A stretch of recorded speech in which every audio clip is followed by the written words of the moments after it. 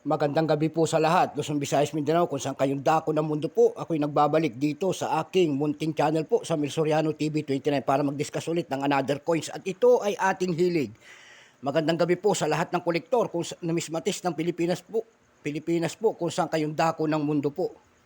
Wala ho tayong vlog kaninang umaga po, ayan. Magandang gabi rin sa aking mga subscriber po. Thank you so much po sa lahat. Yun namang hindi nakapag-subscribe at gusto nyo ang ganitong mga topic po about coins, ang ating pinag-uusapan dito, one by one na ating dinidetalye kung magkano na ang kanilang mga halaga. Ayan po. Magandang gabi po sa mga senior citizen po. Ayan. Binabati ko lang ang aking mother dyan sa Dumpay, Basista, Pangasinan po. Ang mga Soriano family po. Dyan naman sa parting Samonte, Quezon, Isabela po. Ayan, naimbag nga Rabiiyo, Amin, ti Ilocano. Ayan po. Mga Samonte, Quezon, Isabela po, mga Ilocano po, mga Pinto family po, ayan. And then sa Dumpay po naman, Basista, Pangasinan, mga Soriano family.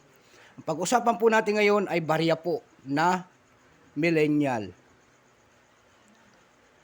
At maraming din salamat po sa nanonood doon sa aking FB page po. Thank you so much din po, ayan. Yung aking FB page din, Samuel Soriano rin po, ayan.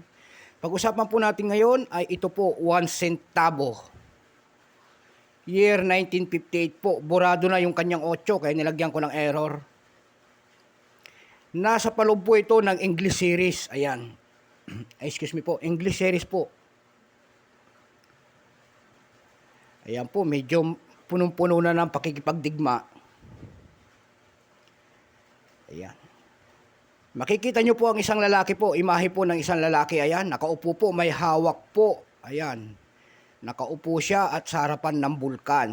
Ayan po. Bago tayo magsimula sa ating talakayan, kilalanin mo muna natin siya. Siyempre, issue Philippines po, period, Republic, 1946 up to date po, type, standard circulation coins.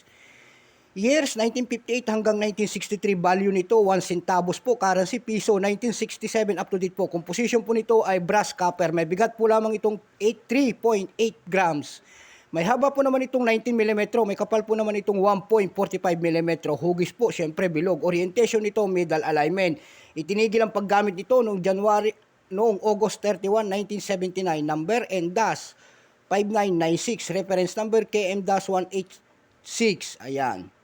Kung tawagin po ay nasa kanyang likod po, Coat of Arms of the Philippines po. Ayan. Itong year 1958, ito lamang po ay 18%. Ayan.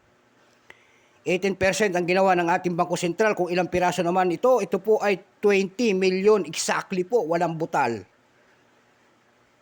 Ngayon, dako naman tayo sa kanyang price. Doon sa ating numista.com po nito, may nagbebenta na ng $3.38.